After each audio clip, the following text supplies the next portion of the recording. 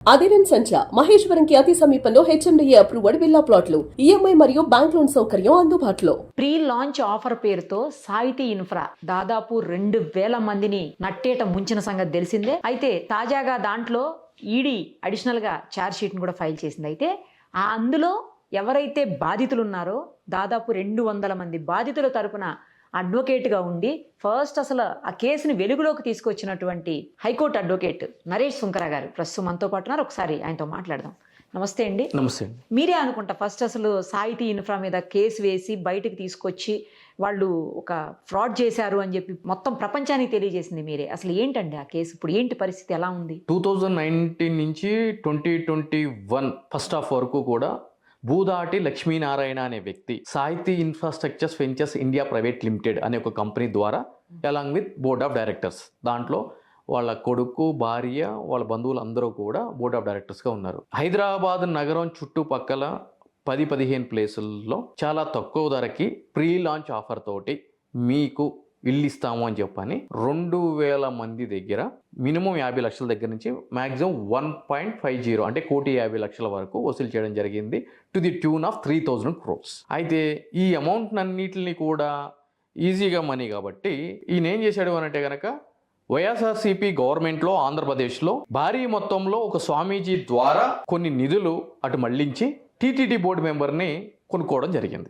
TTD board member పదవి కొనుక్కోవడం జరిగింది. కొనుక్కున్న తర్వాత అదేవిధంగా ఇక్కడ ఏవైతే గనక ఈ ల్యాండ్స్ చూపించి మేము ప్రాజెక్ట్ చేస్తామని అంటారో అక్కడ అవి చేయకుండా ఈ డబ్బుల్ని హవాలా ద్వారా బయట కంపెనీస్కి, బయట దేశాలకి పంపించడము, చేసిన తప్పును కప్పిపుచ్చుకోవడానికి బీఆర్ఎస్ ప్రభుత్వంలో ఉన్నటువంటి ఎంపీలకి, ఎమ్మెల్యేలకి, అప్పటి ఎమ్మెల్యేలకి, ఎంపీలకి, సీఎంఓలో ఉన్న చాలా దగ్గర వ్యక్తులకి అప్పనంగా దోషిపెట్టడం. ఇది హవాలా రూపంలో బయటికి వెళ్ళింది కాబట్టి ఈడీ ఎంటర్ అయింది. ఎగ్జాక్ట్లీ ఓకే జరిగింది.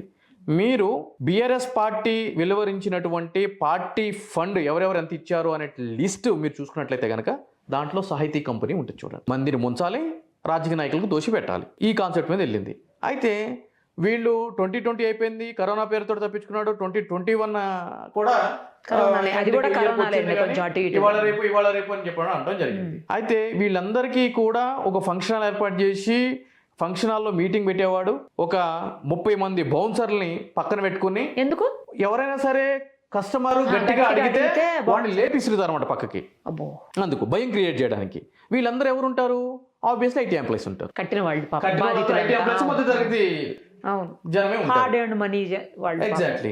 సో భయం క్రియేట్ చేయడానికి ఓపెన్ స్టేజ్ మీద ఏమన్నట్టు తెలుసా, నేను ఇచ్చినప్పుడు మీరు తీసుకోవాలి, అంతకుమించి మీరు పీకేది ఏం లేదు, నేను టీటీడీ బోర్డు మెంబర్ని, మీరు సిపి దగ్గరికి వెళ్ళినా, పోలీసు వాళ్ళ దగ్గరికి వెళ్ళినా వాళ్ళు తిరుమలలో స్వామివారి దర్శనం చేసుకోవాలంటే కనుక నా ఫోన్ లేకుండా వాళ్ళు చేసుకోలేరు. వాస్తవం కూడా అదే, అతను అబద్ధం చెప్పాడు నేను అంటలే, వాస్తవం అది. కానీ దానికి దీనికి సంబంధం ఏంటి? ఏం సంబంధం అని అంటే కనుక అధికారులు కక్కుర్తపడి అటువంటి ఎదవలకి ఊడికం చేస్తే వాడు జనాల్ని ఈ విధంగానే ముంచుతాడు, నన్ను ఎవడు పీకుతాడులే అని చెప్పని. సో ఈ విధంగా జరిగారు. సో ఈ బాధితులందరూ కూడా వాళ్ళకి తోచిన విధంగా కొంతమంది ఎమ్మెల్యేల దగ్గరికి పోవడము, కొంతమంది ఎమ్మెల్సీల దగ్గరికి పోవడం, కొంతమంది ఎంపీల దగ్గరికి పోవడం, కొంతమంది న్యాయవాదుల దగ్గరికి వెళ్ళడము, కొంతమంది టెక్నికల్ మీడియాకు పోవడం, ఇవన్నీ కూడా జరిగినాయి. వీళ్ళ యొక్క ఏదైతే కనుక అమాయకత్వాన్ని వీళ్ళందరూ కూడా క్యాచ్ చేసుకోవడం జరిగింది. కొన్ని ప్రధానమైన మీడియాలు కూడా వీళ్ళ యొక్క బైట్స్ తీసుకుని అతని దగ్గరకు వెళ్ళి అవి చూపించి పెద్ద మొత్తంలో కూడా డబ్బులు వసూలు చేసేటువంటి సందర్భాలు నా దగ్గర ఉన్నాయి. అటువంటి పరిస్థితుల్లో నా దగ్గరికి రావడం జరిగింది. దాంట్లో కొంతమంది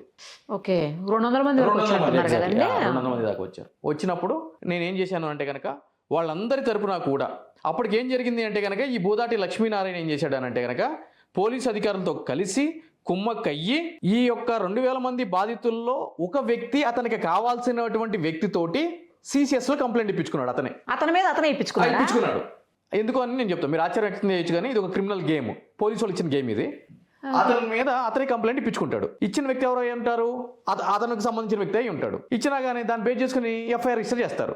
ఎఫ్ఐఆర్ రిజిస్టర్ చేసి ఏం చేస్తారు, అన్ని బిలో 7 years కదా నోటీస్ ఇచ్చిన అంటారు. ఈ బాధితులందరూ జూబ్లీ హిల్స్ లో మెట్రో స్టేషన్ కింద సాహితీ ఆఫీస్ దగ్గరికి వెళ్ళి ధర్నా చేశారు. లోకల్ పోలీసులు వచ్చి నడురు, మీరందరూ నడురు, వీడికెళ్ళి ఇక్కడ కానీ తమాషా చేసినట్టు కనిపించిరా మిమ్మల్ని లోపలేస్తాం. అదేంటి మా ఆల్రెడీ వాళ్ళు కేసు పెట్టారు, CCS లో ఉంది, మీరందరూ కావాలంటే CCSకి పోండి అనేటోళ్ళు. వీళ్ళందరూ సిసిఎస్ వెళ్ళగానే సిసిఎస్ పోలీసు వాళ్ళు ఏమంటారు తెలుసా, ఆల్రెడీ ఎఫ్ఐఆర్ బుక్ అయింది, ఇంకేం చేయమంటారు, కేసు నడుస్తుంది, మీరు అక్కడ కానీ ఇక్కడ కానీ వచ్చి తమాషా చేసిరంటే మిమ్మల్ని లోపలేస్తామని చెప్పని వీళ్ళందరికీ ఒక వైట్ పేపర్ని 50 ముక్కలు చించి ఆ వైట్ పేపర్ మీద 1, 2, 3 నెంబర్లు వేసి ఎవరైతే బాధితులు వెళ్ళారో వాళ్ళందరి చేతిలో ఒక ముక్క పెట్టేటోళ్ళు, పెట్టి 1 నుంచి 10 మంది సోమవారం రోజు మీ దగ్గర ఏమేమి ఎవిడెన్స్ ఉన్నాయో తీసుకొచ్చి మాకు ఇవ్వండి అనేటోళ్ళు. వీళ్ళందరూ తీసుకెళ్లి ఏదో జరిగిపోతుందని చెప్పి ఇచ్చేటోళ్ళు. ఈ ఎవిడెన్స్ అన్నింటిని తీసుకెళ్లి సాహితీ భూదాటి లక్ష్మీనారాయణకి ఇచ్చేటోళ్ళు. ఇక వీళ్ళ దగ్గర ఎవిడెన్స్ ఉన్నాయి చూసుకో అని చెప్పని వాడు ఎవిడెన్స్ ట్యాంపర్ చేసేటోడు. వాడేం చేస్తాడు, దీన్ని బేస్ చేసుకుని హైకోర్టులో క్వాష్ పిటిషన్ వేస్తాడు. కంప్లైంట్ ఇచ్చినోడికి నోటీస్ ఆర్డర్ అవుతుంది, వాడు రాడు, వాడికి ఎగ్నేసుకున్న కేసు కొట్టేస్తారు. ఇది వాడు స్కెచ్. సో అటువంటి తరుణంలో మన దగ్గరకు వచ్చినప్పుడు ఇటువంటి కేసుల్ని ఇటువంటి వాళ్ళని డీల్ చేసినటువంటి అనుభవము అవన్నీ మనకు ఉన్నాయి కాబట్టి 100% మనం ఏం చేసాము అంటే కనుక అందరి తరపున కూడా ఇండివిజువల్గా పోలీస్ కంప్లైంట్లు ఇప్పించి ఓకే దాని మీద హైకోర్టులో రిట్స్ వేసి ఎఫ్ఐఆర్ చేయాలని చెప్పి డైరెక్షన్ తీసుకుని వచ్చి దరిదాపుగా 68 ఎఫ్ఐఆర్లు చేయించానండి ఆ లక్ష్మీనారాయణ మీద. 68 ఎఫ్ఐఆర్లు కూడా సిసిఎస్కి ట్రాన్స్ఫర్ అయితే ఇప్పుడు ఏమవుతుంది, ఆ 68 ఎఫ్ఐఆర్లకు సంబంధించి ఆర్డర్ ఇచ్చిన రిట్ పిటిషన్స్ మీద రిట్ అప్పీల్ ఇవ్వడం జరిగింది లక్ష్మీనారాయణ. దాంట్లో కూడా నేను అప్పీల్ అయ్యి అబ్జెక్షన్స్ రైజ్ చేయడం జరిగింది. ఓకే ఇది 3,000 కోట్ల రూపాయలకు సంబంధించిన స్కామ్. దీంట్లో తప్పేముంది, ఒకరికేమో అమీన్పూర్లా అంటాడు, ఒకరికేమో బౌండరీ హిల్స్ గచ్చిబౌలి అని అంటాడు. అవునా, అఫెన్స్ వేరు, కమిట్మెంట్ వేరు, ప్రాజెక్ట్ వేరు. వీటిలన్నింటిని ఎట్లా కలిపి కడతామనంటే కనుక ద్విసభ్య ధర్మాసనం కూడా నా యొక్క వాదనతో ఏకీభవించి అది కొట్టేయడం జరిగింది వాళ్ళు వేసిన దాన్ని. అదేవిధంగా క్వాష్ చేస్తే క్వాష్ పిటిషన్లో కూడా నేను ఇంప్లీడ్ అయ్యి నా యొక్క వాదనలు వినిపించడం జరిగింది, దాన్ని కూడా కొట్టేయడం జరిగింది. అదేవిధంగా వీటన్నిటిని బేస్ చేసుకుని సిబిఐకి ఈడీకి కూడా నేను లెటర్ రాసి ఏ విధంగా ఫండ్స్ ట్రాన్స్ఫర్ అయిపోతున్నాయి, దీంట్లో ఎవరెవరు బాధ్యులుగా ఉన్నారని చెప్పని ఇన్ డీటెయిల్ రిప్రజెంటేషన్ కూడా పంపించడం జరిగింది. దాని మీద ఎప్పటికప్పుడు ఆర్టీఐలు వేయడం జరిగింది, దాని మీద రిట్ పిటిషన్స్ వేయడం జరిగింది. అదేవిధంగా బెయిల్స్కి సంబంధించి సదరు ఎవరైతే జడ్జెస్ ఉంటారో వాళ్ళకి పోస్టులు కూడా పంపించడం జరిగింది. సో ఈ విధంగా కూడా ప్రాసెస్ జరగడం జరిగింది. ఈ క్రమంలో కూడా నాకు సాహితీ లక్ష్మీనారాయణ తరపున నాంపల్లి కోర్టులో ఎవరైతే గనక అడ్వకేట్ వాదిస్తున్నాడో ఆయన ఇప్పుడు చనిపోయారు, మీసాల రవీంద్రారెడ్డి అని చెప్పని అంటారు. ఆయన చనిపోయారు. ఇప్పుడు ఆయన కూడా పిలిచి సెటిల్ చేసుకోమని చెప్పి అడగడం జరిగింది. ఆయన తరపు ఇది ఓపెన్ కుల్లా దీంట్లో ఇదేం లేదు. బట్ నేను అయితే కనుక దానికి ఒప్పుకోలేదు. దానికి సంబంధించి కూడా చాలా కాన్స్పిరసీస్ జరిగినాయి. దానికి సంబంధించి కూడా త్వరలో ప్రెస్ మీట్ ఉంటుంది, అది కూడా బయట పెడతాను. సో ఈ విధంగా కూడా జరిగినాయి. ఏదేమైనా కూడా బాధితులకు న్యాయం జరగాలి అని చెప్పి మాత్రమే నేను నిర్వర్తించాల్సిన బాధ్యత నా వరకు ఏదైతే ఉందో అదైతే కనుక నిర్వర్తించడం జరిగింది. సో అన్నీ చేస్తే దానికి ప్రతిఫలంగా ఈరోజు ఈ సిసిఎస్ 13-14 ఛార్జ్షీట్లు ఫైల్ చేయడం కానీ, ఈడీ ఈసీఐఆర్ కేసు రిజిస్టర్ చేసి వాళ్ళని అరెస్ట్ చేయడం కానీ, వాళ్ళ యొక్క ప్రాపర్టీస్ అటాచ్మెంట్ చేయడం కానీ, అడిషనల్ ఛార్జ్ షీట్ ఫైల్ చేయడం కానీ ఇవన్నీ జరిగినాయి. ప్రాపర్టీస్ అటాచ్ చేశారా? ఆ ప్రాపర్టీస్ కూడా అటాచ్మెంట్ అయిపోయినాయి అండి. ఓకే. సో ఇవన్నీ జరిగినాయి. కాకపోతే ఒక వ్యక్తిగా ఒక న్యాయవాదిగా ఉంటూ ఎన్ని ఆటంకాలు వచ్చినా, ఎన్ని బెదిరింపులు వచ్చినా, ఎన్ని ప్రలోభాలు వచ్చినా కూడా వాటిని అన్నిటిని ఎదుర్కొంటూ మనల్ని నమ్ముకున్న బాధిత తరపున మనం నిలబడాలనే ఉద్దేశంతో చేయడం జరిగింది. ఇప్పుడు నడుస్తున్నాయి అండి కేసెస్ అన్ని కూడా నడుస్తున్నాయి. ఓకే. దీనికి సంబంధించి కూడా తొందరలోనే ప్రాపర్టీస్ అటాచ్మెంట్ చేసి బాధితులందరికీ కూడా వాళ్ళ యొక్క అమౌంట్స్ ఏవైతే కనుక లాస్ట్ అయినాయో వాటిలన్నిటిని కూడా పంచిపెట్టే దిశగా కూడా వెళ్తుంది. అంటే ఇది ఒక సాహితీకే కాదండి, దీని కంటిన్యూషన్ జయత్రి ఇన్ఫ్రాస్ట్రక్చర్స్ అని చెప్పని కాకర్ల శ్రీనివాస్ అని చెప్పి ఇంకొకటి ఉంటాడు. ఇది అది రెండు ఒకటే సేమ్ కంపెనీస్ కాదండి. వాడిని చూసి ఇన్స్పైర్ అయ్యి ఈడనమాట ఈడొచ్చాడు. ఈడు ఒక 300 మందికి మెట్రో స్టేషన్ అమ్ముతా అని చెప్పని వచ్చాడు. మెట్రో స్టేషన్ కరెక్టే, మెట్రో స్టేషన్ అమ్ముతానని చెప్పని జనాల దగ్గర డబ్బులు వసూలు చేశాడు. మెట్రో స్టేషన్ అమ్మటం ఏంటండి? అవునండి, మెట్రో నేను కూడా అదే అడిగిన బాధితుల్ని, మెట్రో స్టేషన్ ఎట్లా అమ్ముతారని అంటే అవును సార్ అది ఎల్ఎన్టీది కదా, ప్రైవేట్దే కదా, అమ్ముకోవచ్చు కదా సార్ అని చెప్పి వాళ్ళు నాకు చెప్పారు. అబ్బో చాలా తెలివి ఉంది మీ దగ్గర అనుకున్నాను నేను. సో అవి అమ్ముతానని చెప్పని 500 కోట్లు వసూలు చేస్తే దానికి సంబంధించి కూడా వాడి మీద క్రిమినల్ కేసులు నమోదు చేయించాను. దాంట్లో కూడా నిన్న కాక మొన్న ఈడీ అరెస్ట్ చేయడం జరిగింది 10 రోజుల క్రితం.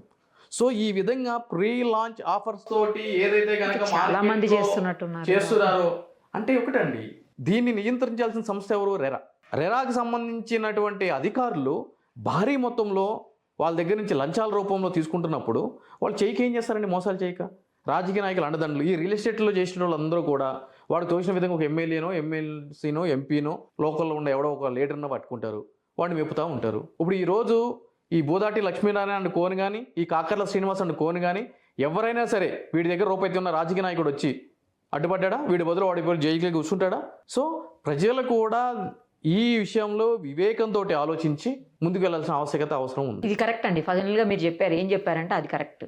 జనాలు జాగ్రత్తగా చూసుకొని వెళ్ళాలని, హార్డ్ అండ్ మనీ కదండి, ఎక్కడ పడితే అక్కడ ఎలా పడితే అలా నమ్మేసి ఎలా పెట్టేస్తున్నారు. సొంత ఇంటికి ఎలా అంటారు. అవునండి. అన్నంత మాత్రాన మనం ఫిక్స్డ్ డిపాజిట్స్ మన హార్డ్ అండ్ మనీ అంతా తీసుకొచ్చి బయటకి ఇచ్చేస్తామండి. అదే కదా, ఎవడో చేతిలో పోస్తామా? ఒకటేసారి అంత అమౌంట్ పైగా ఒకటేసారి ఏదో 2-3 లక్షలు ఇచ్చారంటే ఓకే, కానీ సో వాడెవడో కొంటాడు ఆఫీస్లో, వాడిని చూసి ఈడిస్తాడు, ఈయన చూసి వేరేటోడు ఇస్తాడు. ఇది అంటు రంగం అయిపోయింది ఐటీ వాళ్ళకి, ఎస్పెషల్ ఐటీ వాళ్ళకి. పచ్చ కామెర్లు వచ్చినప్పుడు ఏ విధంగా అయితే కనుక లోకం అంతా పచ్చగా ఉంటుందంటారో, ఈ ఐటీలో కూడా పెద్ద రోగం ఏంటంటే కనుక వాళ్ళ కొలీగ్స్లో ఎవడో ఒకడు ఏదో ఒక దగ్గర కొంటాడు. అది కారు కావచ్చు, ఇల్లు కావచ్చు, ఏదో ఒకటి. అది చూసి నేను కొన్నాను అని చెప్పని అంటారు. ఆ జాడ్యం ఏమవుతుంది అంటే కనుక పక్కనోడు అంటుకుంటుంది. వాడు కొన్నాడు కదా అని చెప్పని వీడు వెళ్తాడు స్టేటస్ చూపించుకోవడానికి, వీడిని చూసి వేరేటోడు వెళ్తాడు. అయిపోయి నవ్వే డేస్ మనం ఏదైనా ఒకటి ముంచాలి అని అంటే కనుక బెస్ట్ ఎవరైనా ఉన్నారు అంటే కనుక scape గోడ్స్ IT employees. There's and the matter. మంచి పవర్ పాయింట్ ప్రజెంటేషన్ ఇవ్వాలి, కాకపోతే డిజైన్ చేసి ఒక విజువల్ 3D విజువల్ వేయాలి, సరిపోతుంది. అంతకుమించి మన పెట్టుబడి ఏమి ఉండదు. నిజమని నమ్మేస్తారు. దౌర్భాగ్యం ఏంటంటే సాహితీ లక్ష్మీనారాయణ వీళ్ళందరూ ప్రెజర్ చేస్తే ఒకసారి 10 బస్సులు వేసుకుని సిటీ అవుట్స్కట్స్ తీసుకెళ్లి ఖాళీగా ఉన్న ప్లేస్లో ఆఫ్ చేసి, ఇగో ఈ ల్యాండ్ అంతా మీకు ఇస్తాను అంటే కనుక ఆ ల్యాండ్ ఓనర్కి ఎట్లా తెలిసి వాడు కర్రలు పట్టుకొని వీళ్ళందరూ పారిపోయి వచ్చారు బస్సులో పెట్టి. మరి అప్పుడైనా అర్థం కావాలి కదా, అర్థం కొన్నా ఏమవుతుంది, ఆశ ఇస్తాడంట అని చెప్పని ఎవరితో చూపించాడు కదా, అప్పుడైనా ఈ చెప్పేది నిజం కాదు అబద్ధం అని ఎందుకు తెలియలేదు వాళ్ళకు? ఆశ అండి. వాడి మీద కేసులు పెట్టుకుంటే ఏమొస్తుంది, ఎక్కడో దగ్గర ఇస్తాడు కదా అని చెప్పని. మీరు ఇంకొక నమ్మశక్యంగా నిజమేందంటే కనుక భూదాటి లక్ష్మీనారాయణ కొడుకు పెళ్లి చేస్తాడండి.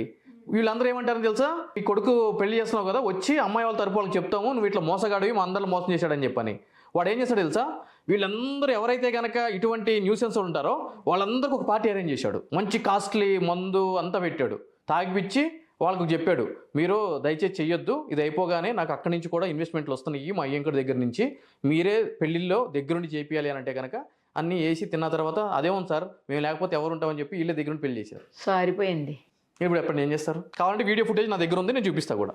మరి అంత నమ్ముతారండి. మోసం చేసేవాడి దగ్గర మార్కెటింగ్ స్టైల్ అదే. ఇప్పుడు ఈడీ అటాచ్మెంట్ అయితే కొన్ని చేసింది కదండి, ఇంకా కొన్ని చేస్తే ఈడీ చేసింది, సిసిఐ ఛార్జ్ షీట్ వేసింది, అంటే మొత్తం మీద కేసు అయితే కనుక కొలిక్కి వచ్చేసింది. కాబట్టి దీంట్లోనే ఒక ఏసీపీని కింది స్థాయి అధికారులు కూడా ఏసీబీ రైడ్ చేసి ఈ సాహితీ ఇన్ఫ్రాస్ట్రక్చర్ కేసులో వాడి దగ్గర భారీ మొత్తంలో లంచాలు తీసుకున్నారని చెప్పని ఏసీపీని సస్పెండ్ చేయడం జరిగింది. ఇదే కేసులో అటాచ్మెంట్లు కూడా చేయడం జరిగింది. అంటే ఇంత పెద్ద కేసు ఇది. సో దీన్ని ఫస్ట్ నుంచి కూడా దీని మీద ఈ కేసుని పర్సూ చేస్తున్న క్రమంలో నా మీద దాడులు కూడా చేయడం జరిగింది, బెదిరింపులు చేయడం జరిగింది, దానికి సంబంధించి కేసులు కూడా రిజిస్టర్ అవ్వడం జరిగింది. దాడులు కూడానా? సో ఇవన్నీ కూడా చేయడం జరిగింది. అంటే ఆఫర్స్ వచ్చినప్పుడు తీసుకోకపోతే ఏం జరుగుతుందండి, దాడి చేస్తారు అంతే. నయ్యానా భయానా అంటారు. ఫస్ట్ డబ్బులు ఆఫర్ చేస్తారు, లేదంటే కనుక మొత్తానికి అయితే కొద్ది అతి త్వరలో తేలిపోతుందండి. తేలిపోతుందండి 100%. ఎందుకంటే అటాచ్ చేశారు కాబట్టి ప్రాపర్టీస్ అటాచ్మెంట్ అయ్యిందంటే చాలా వరకు. ప్రాబ్లం ఏంటంటే వీళ్ళందరూ సాఫ్ట్వేర్ ఇంజనీర్స్ అవ్వడం వల్ల ఎట్టన పోయిన సొమ్ము పోయింది, ఇప్పుడు దాన్ని పట్టుకుని తిరుగుతూ ఉంటే కనుక మళ్ళీ పిల్లల భవిష్యత్తు, కుటుంబ భవిష్యత్తు ఏంటని చెప్పని వాళ్ళు డబుల్ డ్యూటీలు చేయడము, ఈ ఫాలోఅప్ కొద్దిగా లేక అవ్వడము, అధికారుల గురించి మనకు తెలిసిందే. ఇప్పుడు వీళ్ళు రాజకీయ నాయకులు వేరేదైతే కనుక పరిగెడతారు, సామాన్యమైన జనాలే కదా. లేదంటే 2021 క్రైమ్ రిజిస్టర్ అయితే 2025 డిసెంబర్లో ఛార్జ్ షీట్లు ఫైల్ చేయడం. ఒక్క మాట చెప్తానండి చివరిగా, ఈరోజు ఈడీ రాజకీయ ప్రేరేపిత సంస్థల మీద కాకుండా ఇండివిజువల్గా బాధితులు మోసపోయారు, వాళ్ళకి న్యాయం జరిగింది అనే ఏ ఒక్క కేసు మీద, ఏ ఒక్క సంస్థ మీద కేసు పెట్టింది, ఛార్జ్ షీట్ ఇచ్చింది నాకు చెప్పండి. నేను బల్ల కూడా చెప్తున్నాను. ఓన్లీ నేను టేకప్ చేసినా కాబట్టి సాహితీ కేసులో కానీ జయా గ్రూప్లో కానీ ఈడీ అధికారులు కదిలారు, రిజిస్టర్ చేశారు, ఛార్జ్ షీట్లు వేశారు. I can proudly say open గా కెమెరా ముందు నేను చెప్తాను. అదర్వైజ్ వాళ్ళు ఎందుకు పట్టించుకుంటారండి? ఈ మోసపోయిన ఏమైనా రాజకీయ నాయకుల, వీడికి పొలిటికల్ బ్యాక్గ్రౌండ్ ఉందా? సో ఇటువంటి సంస్థలతో పనిచేయడం అంటే చిన్న విషయం కాదండి. అది ఒక సామాన్య వ్యక్తిగా without having any power honest గా మనకు తెలిసిన పని మనము బాధితులు మనం నమ్మి వచ్చి చేసినప్పుడు పోన్లేండి, కొలుక్కొచ్చే టైం అయితే దగ్గర పడింది కదా, చూద్దాం అందరికి న్యాయం జరుగుతుంది కదా. మీరు ఎవరికైతే వకాలత తీసుకున్నారో, ఎవరి తరపున అయితే మీరు ఉన్నారో వాళ్ళకన్నా న్యాయం జరుగుతుంది అట్లీస్ట్. అవునండి, ట్రూ అండి. Thank you so much. Suman టీవీలో మీ పర్సనల్ అండ్ బిజినెస్ ప్రమోషన్స్ కోసం కింది నెంబర్కి కాంటాక్ట్ చేయండి.